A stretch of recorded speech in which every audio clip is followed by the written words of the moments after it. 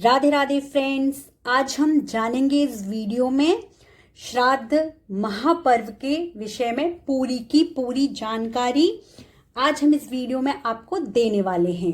Video में मैं चाहती हूं कि आपको एक छोटे से छोटा पॉइंट भी आपको पता चले या आप जो जानना चाहते हैं वो सारी की सारी बातें आपको एक ही वीडियो से मिल जाएं। आपको बार बार हर चीज के लिए एक अलग अलग वीडियो के पास ना जाना पड़े।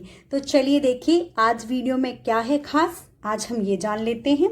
देखिए जानेंगे कि पितर क्या होते हैं, पितरों के देव और स्थान के बारे में भी आज हम जानेंगे, श्राद्ध क्या होता है इसके बारे में भी जानेंगे, और गया पिंडदान क्या है हम इसके बारे में भी जानेंगे, और पूर्णिमा से लेकर अमावस्या तक के श्राद्ध के विषय में भी आज हम इस वीडियो में जानने वाले हैं। और इसी के साथ कौशिक के पुत्रों की 7 कहानी, ये सारी बातें आज हम वीडियो में जानने वाले हैं। देखिए अनंत चतुर्दशी के अगले दिन पूर्णिमा लगती है, उसी के साथ श्राद्ध पर प्रारंभ हो जाते हैं। चलिए तो अब हम जानते हैं कि पितर क्या होते हैं, है ना। धार्मिक मान्यताओं के अनुसार पितृ पक्ष के 16 दिनों में पितरों को याद करते हैं। ऐसे व्यक्ति जो धरती पर जन्म लेने के बाद जीवित नहीं हैं उन्हें पितर कहा जाता है। ये विवाहित या अविवाहित बच्चे हों या बुजुर्ग, स्त्री हो या पुरुष, उनकी मृत्यु हो चुकी है उन्हें पितर कहा जाता है।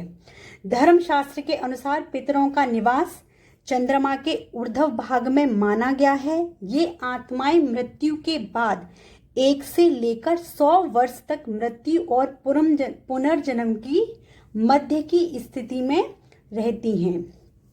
अब जानते हैं पितरों के देवता। आर्य माँ पितरों के देवता हैं। ये महर्षि कश्यप की पत्नी देव माता अदिति के पुत्र हैं और इंद्रादि देवताओं के भाई। पुराणों के अनुसार उत्तर फाल्गुनी नक्षत्र इनका निवास लोक है। इनकी गणना नित्य पितरों में की जाती है। जड़ चेतन मई सृष्टि में शरीर का निर्माण नित्य प्रति ही करते हैं। अब जानते हैं श्राद्ध के बारे में। जो पुत्र पितरों की परलोक संबंधित क्रिया करता है, पितृ अत्यंत दयालु होते हैं। जो पुत्र या पौत्र पितरों को प्रसन्न करने के लिए पिंडदान, तर्पण, ब्राह्मण भोज तथा दान करते हैं, वह दोनों लोकों में परम सुख भोगते हैं। पितरों को तृप्त करने वाला मनुष्य धन संपत्ति के साथ वांछित फल भी प्राप्त करता है। वह पुत्र धर्मराज के प्रसाद में जाकर धर्मराज की सभा में आदरपूर्वक विराजमान रहता है। इतना महत्व होता है श्राद्ध का।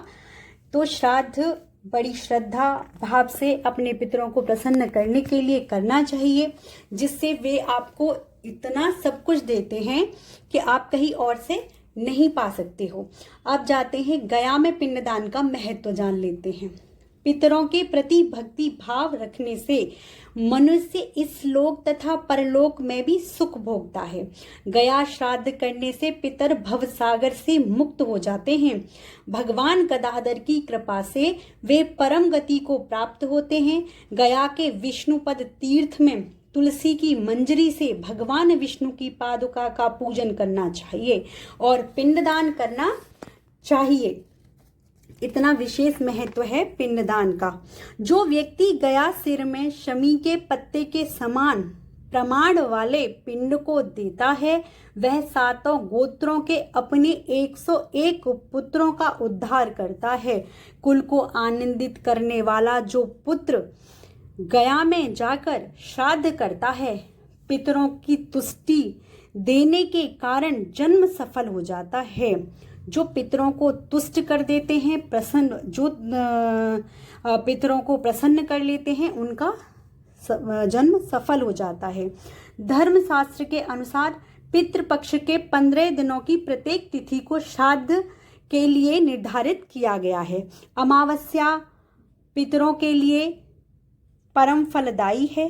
अमावस्या पर 16 दिन से पृथ्वी पर आए पितर फिर से स्वर्ग को चले जाते हैं, वो वापस चले जाते हैं। पितृपक्ष में घर परिवार के मृत लोगों को याद किया जाता है, उनके लिए धूप दीप ध्यान श्राद्ध आदि किए जाते हैं।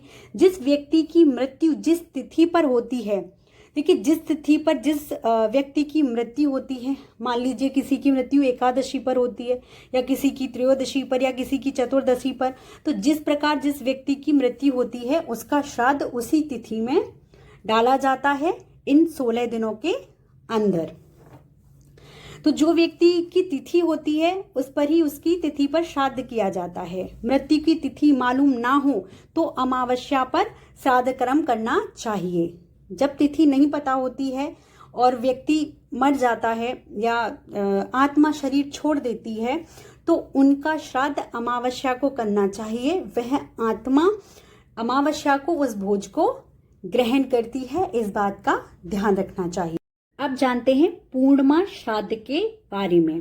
देखिए पूर्णिमा श्राद्ध, पूर्णिमा तिथि में खीर बनाएं, सुगंधित द्रव्य डालें जैसे इलायची केसर और शहद मिलाएं, गाय के कंडे को जलाकर शुद्ध स्थान पर रखकर अपने पितरों को याद करते हुए 3 आहुति दें। जो भी भोजन बनाया है उसमें से सभी चीजों में से आप आहुति देंगे अपने पितरों को, वो हर चीज आप देंगे जो आपने उनके भोजन के लिए बनाया है। 3 आहुति दें। भोजन में से सर्वप्रथम गाय, काले कुत्ते, कौए के लिए ग्रास निकालकर उनके लिए अलग रख दें, उन्हें अवश्य खिलाएं। देखिए ब्राह्मण को भोजन अवश्य कराना चाहिए, ब्राह्मण को यथा योग्य दक्षिणा दें। सभी कार्य करते समय याद रखें कि आपका मुख दक्षिण की तरफ होना चाहिए। ये याद रखिए कि आपका जो मुख है वो दक्षिण की तरफ होना चाहिए, चाहे आप कुत्ते को खिला रहे हो, चाहे आप गाय को खिला रहे हो, चाहे आप आहुति दे रहे हो, पूजा कर रहे हो, उन सब के समय पे ध्यान रखिए कि आपका जो मुख है वो दक्षिण की तरफ होना चाहिए। देखिए पितरों को सफेद फूल चढ़ाया जाता है, पितरों को सफेद फूल चढ़ाया जाता है। सर्वपित्र अमावस्या, अब अमावस्या पर पूजा कैसे करनी है। जैसे पूर्णिमा पर पूजा आपने की, जो विधि मैंने आपको पूर्णिमा पर बताई वो मैंने आपको आगे भी बताया है कि तर्पण करना चाहिए, पिंडदान अवश्य करना चाहिए। इसमें पिंडदान का बहुत महत्व होता है, तो आप जब श्राद्ध कर रहे हो तो उसके साथ पिंडदान अवश्य करें, गलती से भी ऐसा ना करें। पिंडदान का विशेष विशेष विशेष महत्व है। इससे आपके पितृ जो होते हैं वो अति प्रसन्न होते हैं, आपको सुख समृद्धि वैभव यश आपके घर में सकारात्मकता लाते हैं। अगर आप इस तरह से अगर आपके पितर आपसे प्रसन्न नहीं हैं तो आप देखोगे कि आपके घर में दरिद्रता है, आपके घर में बेमतलब की लड़ाइयाँ हैं, झगड़े हैं, फिर आप दुखी और परेशान होकर कहीं जाते हो तो पता चलता है कि आपकी कुंडली में तो पितृदोष है।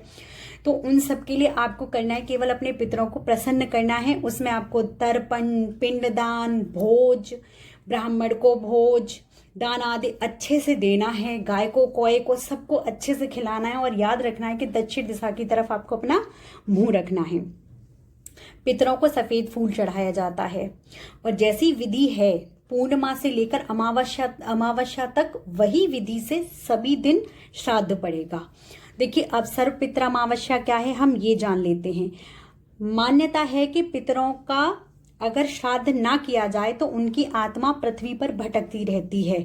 अगर आप पितरों की पुण्यतिथि भूल चुके हैं तो अमावस्या तिथि पर उनका श्राद्ध करते हैं, जिससे पितृ तृप्त हो और प्रसन्न होकर स्वर्ग में वापस जा सके और आपको वांछित फल प्राप्त हो सके। हर माह की अमावस्या तिथि में श्राद्ध करने से व्यक्ति धर्मराज की सभा में आदर पूर्वक विराजमान रहता है। तो बहुत विशेष महत्व दिया गया है श्राद्ध का। देखिए पितृपक्ष के दौरान क्या नहीं करना चाहिए। बाल दाढ़ी मूछ या नाखून के अलावा देखिए ब्रह्मचर्य का पालन करना चाहिए, तामसी भोजन से बचना चाहिए, शराब मांस नहीं खाना चाहिए, मांगलिक कार्य भी नहीं किए जाते हैं। देखिए नए वस्त्र पितरों को प्रसन्न करने के लिए दान में दिए जाते हैं, इसलिए आप नए वस्त्र नहीं खरीद सकते हैं।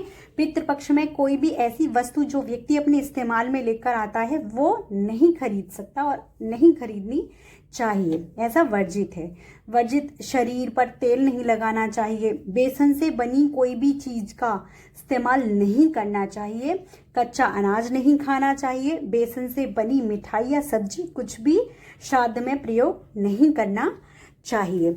इसी के साथ देखिए, हे खगेश्वर, यह सुना जाता है कि देव पितरों ने मनु के पुत्र इक्ष्वाकु को कलाप वन में यह गाथा सुनाई थी, जो पुत्र गया में जाकर हम लोगों को पिंडदान करेंगे, जो पुत्र परलोक संबंधी क्रिया करता है, वह जो गया में जाकर श्राद्ध करता है, वह कौशिक के पुत्रों की 7 कौशिक के पुत्रों की कथा, जो देखिए मत्स्य पुराण, हरिवंश पुराण तथा पद्म पुराण में दी गई है। इसकी कथा विस्तार से इन 3 महापुराणों में दी गई है और इस कथा के ऊपर भी मैं एक वीडियो अवश्य बनाऊंगी।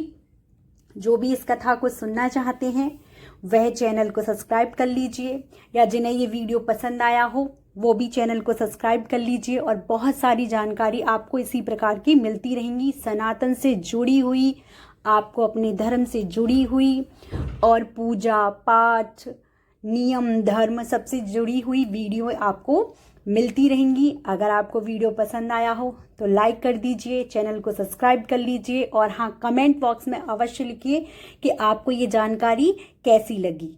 वीडियो थोड़ा बड़ा हो जाता है क्योंकि जानकारी अगर पूरी नहीं दी जाए तो अच्छा, मुझे खुद अच्छा नहीं लगता कि अधूरी सी जानकारी रह जाए। इसलिए प्लीज़ चैनल को सब्सक्राइब कीजिए और लाइक कीजिए।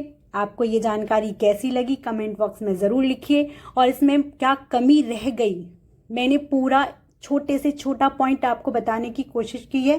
पूरा का पूरा मैंने आपको इसमें पूजा विधि से लेकर सब कुछ बताने की कोशिश की है।